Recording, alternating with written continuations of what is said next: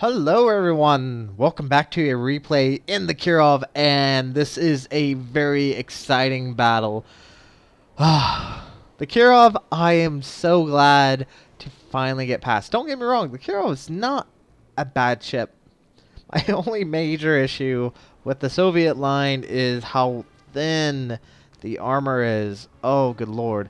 But in this match, we do a fantastic job. So let's quickly look at the team. On our team, we have a Texas, a Wyoming, Omaha, Fuerteventura, us, two Svetlana, two St. Louis, a Coburg, a Nicholas, and a Istislav. On the enemy team, there's a Texas, Wyoming, Omaha, Marblehead, which I don't see that often, but then again, I don't play low level. Kuma, St. Louis, two St. Louis, a Coburg, a Bog, Nicholas, a Kamikaze R, and a Clemson. And right now, we are moving towards A, playing on Trident, one of the newer maps back then, but now we have an update, so it's no longer new. But anyway, we are being detected. There's a destroyer definitely at A. He is currently capping, and I'm trying to keep as neutral as possible so that I won't be torpedoed. And now we know where he is. He did put out his smoke. Now that's the thing about smoke. Smoke is a great defensive. You won't be detected while you're in there, but if you lay it out, everyone around will instantly know where you've been. So that's how I knew to change course. If he didn't lay smoke and if he just stayed out of sight, I probably would have been hit by those torpedoes, more than likely. But I did have hydroacoustics, which definitely does help. Now the hydroacoustic has, I think, a range of about 3.81. I don't quite remember. And there is that Kamikaze R. Fired his guns, set us on fire, but we went ahead and knocked it out. And that would be one guy I would love to hit. And now we need to dodge these torpedoes as best we can. Now the other bad thing about the Kirov and most of the Soviet line, the Russian line, is their huge turning circle is crazy ridiculous. The turning circle radius is just as bad as battleships. It's just horrible for you. But right now we are firing out of St. Louis using our high explosive, and with the accuracy and the speed shells, it makes it extremely easy to hit targets.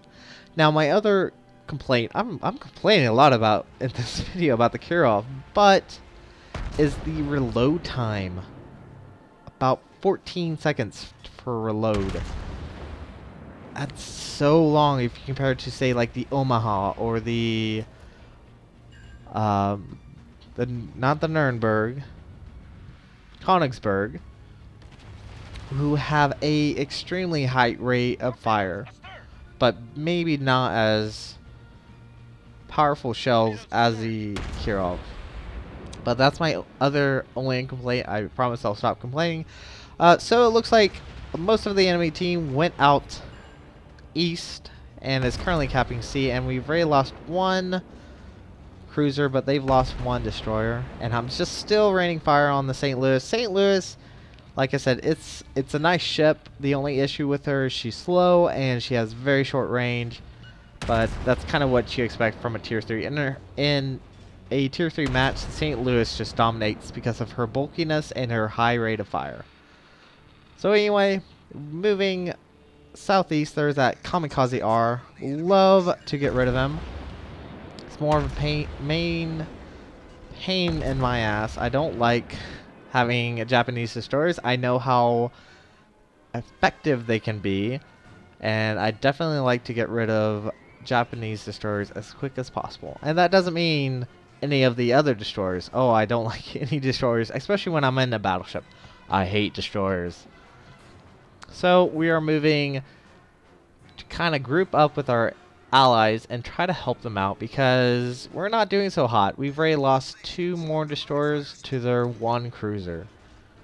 And it looks like most of them are all under fire, and we did switch to AP for this Omaha. I was expecting this Omaha to come around, but Unfortunately, he does not. He plays smart and he goes around the other side. So maybe we'll get lucky. Maybe we'll hit him.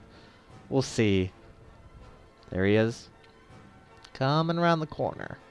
And if you ever play the Kirov, you know how effective their AP is. It's not as high power as the German ships, but still pretty good. Very fast velocity on the shells. And Omaha that's broadside to you is going to get punished. And we got a decent hit. Not the great because he did turn in. Fired my torpedoes just for the hell of it. They're short range. Not really expecting much from them. And once again, he shows us a broadside, but we hit a little bit too high. Come on. Needed to aim just a little bit lower, and he would have been dead. So if you also pay attention to the minimap, there's two cruisers heading south.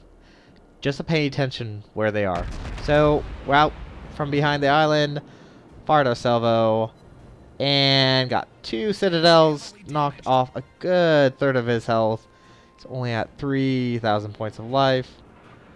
Can we finish him off? Can we get the killing blow? I think we can. There's another citadel. That is our very first kill. And there is the Kohlberg and the Bog, which are the tier 3. Memory serves me? Yes, they are the tier 3 German and Soviet, and they are actually divisioning together. That's why you see them working so well together. Got a decent hit on that Kohlberg, knocked off 2,500 points of health. And at a tier 3, that's quite a bit of health. And since we are firing not high explosive, armor piercing at him, we're doing fairly significant damage. Fairly significant damage. So we are the ones that are closest to both the Bog and the Kohlberg. We're about to actually meet up just by this island. I think I just now realize I need to turn or else I'm gonna slam into the island. So I do. So turning, and now we're getting focused on at least by the Kohlberg. For some odd reason, the Bog's not really paying attention to me. Not at all. Kohlberg is. Kohlberg is definitely trying to put me on fire with his high explosive. Just look how quick that fire rate. But we're firing armor piercing at a smooth, nice broadside. And of course we bag ourselves a citadel. And so right now I am looking at him to fire my torpedoes. Torpedoes only have a 4-kilometer range. Pretty certain. Yeah, 4 kilometers. I ignore him. My main focus is the Kohlberg. I'm pretty certain that Bog is just continue going straight. Yep. Is our second kill. We are on fire. I'm not too concerned about it. I line up for the next spread of torpedoes. Fire more torpedo shots. But the Kohlberg is a little bit smart. And he actually dodges all my shells. Or all my torpedoes. But he's not going to last much longer. Just one more salvo. Should probably kill him. No, St. Louis. This is my kill. You can't take this. Ooh, got a hit from... I'm pretty certain from that Texas. Pretty certain.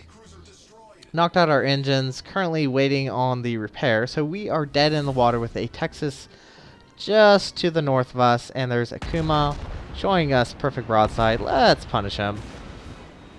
Not hitting the Citadel. Need to aim just a bit more before we can actually get a good hit in. And now do keep in mind, the Kuma actually has decent torpedoes. And he probably has fired them. And there are 3 Citadels. And that is our 4th kill for a devastating strike. I think we're doing pretty good. Now we do have a Texas just right in front of us. And there are those torpedoes I was talking about. Fortunately, we missed them. I'm very grateful. So if you saw there that I didn't burn my repair, I actually held it off just in case I needed to use it for fire. Because if I used it, I would have to wait for the cooldown again, and then if I got fire, I'd be dead. So that's why I held off until the engine just my crew repaired it itself, and the Texas is firing at us. I don't think. Oh wow, we actually dodged all the shots, and he is backing up. Okay. Well, that's very interesting. Dear battleship captains, don't back up unless you really, really need to. You don't travel that fast. You really, really don't. So, I am trying to get as close as I can for torpedoes, because that's going to be the quickest way I can take out a almost 3,200 point health Texas. And I do line up my shots. I let him quite a bit because he will be gaining speed. But fortunately, I think my torpedoes just might make it. So I'm trying to be as evasive as I can, but we are 2 kilometers away from a battleship. And I'm also trying to penetrate his armor, but I think my torpedoes are good. So that bags us our 5th kill, gives us Devastating Strike and Kraken Unleashed. Can we get a 6th? There's a low health Marmalhead. Yep. There is our 6th kill. Enemy cruiser sunk. Which is just fantastic. Another devastating. No, not Devastating Strike. Well, I don't know what I was talking about. And there's a Wyoming. I'm kind of thirsty for blood now. I kind of want to get a 7th kill. So I do swing my fat ass around, waiting for him to speed up. Should have let him just a bit more. Did fire the torpedoes. But fortunately, he's not looking at us, which is very nice. And we got 5.5 points of damage with AP. I don't know what's gonna happen. It looks like he's turning in. Looks like most of our torpedoes are gonna take him out. Yep. And welcome back to that replay. I hope you guys enjoyed it. And now for the final overlook of the Kirov. Let's quickly look over our stats. Survivability, you have a hit points of 26,200 with a measly armor 13 to 50. That's why Soviets are fragile. Soviet ships are fragile, at least. Main battery, you have 3 guns, 180 millimeters. They're kind of in the middle between the Omaha and the Furutaka. And you have a fantastic range of 16.3 kilometers, which not a lot of cruisers have that far range. Reload time is horribly 15 seconds. Max HP damage is 2,500. AP damage 4,100. So it's a very nice cruiser fighting against other cruisers. And eventually even battleships can get citadeled by higher tier Soviet lines. Secondary guns, really you're not going to see these go off that many times. You have 6 100 millimeters. I think the range is a measly 4 kilometers, so not the worst. Torpedoes are downright terrible. You have 1 port and starboard side, 3 torpedoes each, causing a max damage of 14,400 with a range of 4 kilometers. So as you saw in the replay, they can do quite a bit of damage, but you have to be close to actually use them. AA defense is superbly better than the Svetlana. You have 9 37 millimeters, and you have the secondary guns working as well. Not anything compared to Omaha, I think. Let's compare it to the Omaha. I have not played the Omaha in a very long time. Very, very long time. Hold on, what's this? Sorry, I just added my... a submarine? No, I don't know what that's there for. Anyway, sorry, I got a little distracted. The Omaha. Oh, wow. Okay. You only have 76 millimeters, so... Unless you get upgrades. Yeah, it looks like you get upgrades. Very much so. Okay, so yeah, I haven't played the Omaha in a very long time, so I don't really know how well it is against aircraft. I would assume it's fairly good since it's an American line, but I might be wrong. Maneuverability is fantastic as far as speed is concerned, but lousy as far as turning. It's downright terrible trying to make a turn. And a rudder shift time of 7.8 seconds. Concealment, 14.2 kilometers. Fairly lousy for this tier. Especially if you compare it to, say, the Omaha. Let's quickly look. See what the Omaha has. 13.5. And the Fierce Taco has 12.2. So definitely the highest. Oh, I did forget the Germans. Sorry. I know this is getting a little sidetracked, but I just want to see how they compare against each other. 12.6. Yeah, the Soviet line you can see fairly easily. She is fully upgraded. My captain only has 3 skills: marksman, detection, expert marksman, and superintendent. But yeah, she's a fun ship. I just really am looking forward to the Biani. I hope it's a ton better. So this is going to be it for this episode. If you like what you saw, hit the like and subscribe button. I appreciate it very much. You guys have a great day. Zaijian.